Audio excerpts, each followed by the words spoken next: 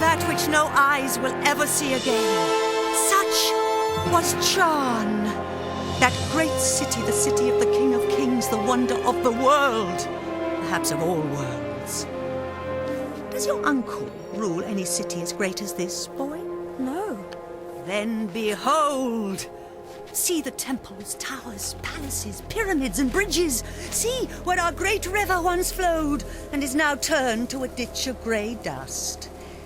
It is silent now, but I have stood here when the whole air was full of the noises of Charn. The trampling of feet, the creaking of the wheels, the cracking of the whips, and the groaning of slaves. The thunder of chariots, and the sacrificial drums beating in the temples. I have stood here when the roar of battle went up from every street, and the river of Charn ran red. All in one moment, one woman blotted it out forever. Who? I, Jadis, the last queen, but the queen of the world. It is my sister's fault. She drove me to it. At any moment I was ready to make peace, yes, and to spare her life too if she would only yield me the throne, but she would not. Her pride destroyed the whole world. Even after the war had begun, there was a solemn promise that neither side would use magic. But when she broke her promise, what could I do? Fool. She even knew that I had the secret of the deplorable word. Did she think, she was always a weakling, that I would not use it? What was it? That was the secret of secrets. It had long been known to the great kings of our race that there was a word which, if spoken with the proper ceremonies, would destroy all living things except the one who spoke it. I paid a terrible price to learn that word. But I did not use it until she forced me to it. Even as the blood of my armies poured out like water in the last great battle, I did not use my power. When she came, leading her rebels up the great stairs of my palace, I waited until we were so close that we could see one another's faces. "Victory," she said. "Yes," I replied, "but not yours." Then did I speak the deplorable word. A moment later, I was the only living thing beneath the sun. But what about the people? What people, boy? All the ordinary people who'd never done you any harm. Don't you understand? I was the queen. They belonged to me. What else were they there for but to do my will? It was rather hard luck on them all the same. I'd forgotten that you were only a common boy. How should you understand the reasons of state?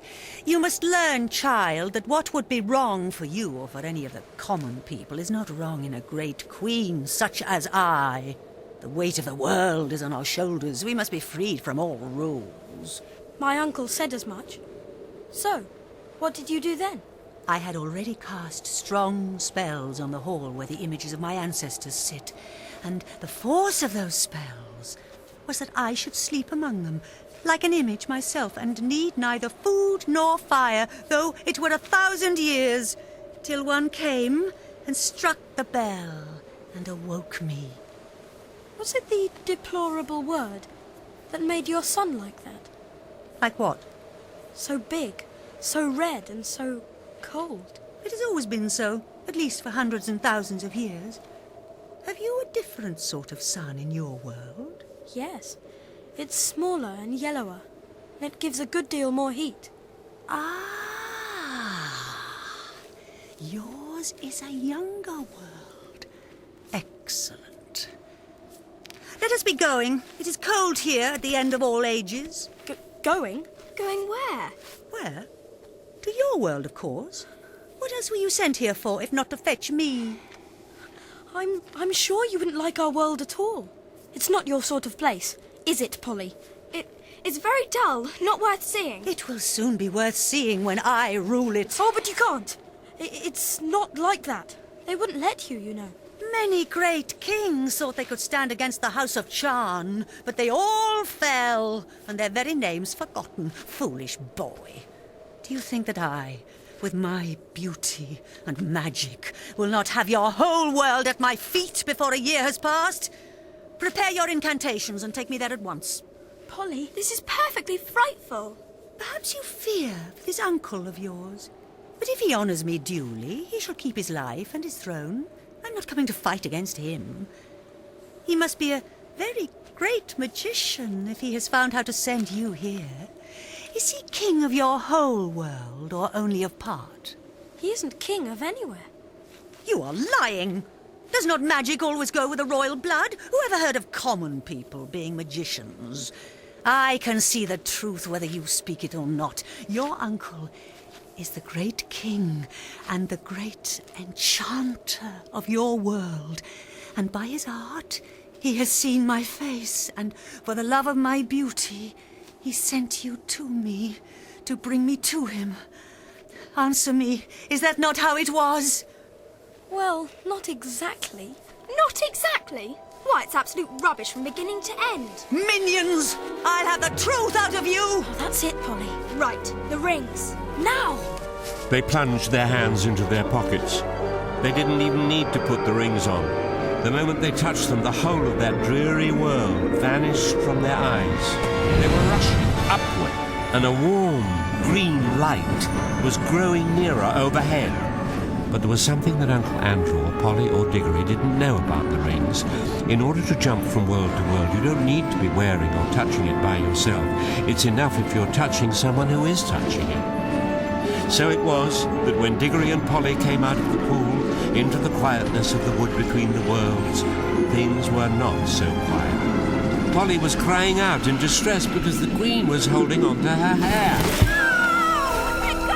Let go of my hair! Ow! Let go of her hair at once! Seeing the Queen now in the wood, she was much paler and weaker than she had been. She was stooped and seemed to be finding it hard to breathe.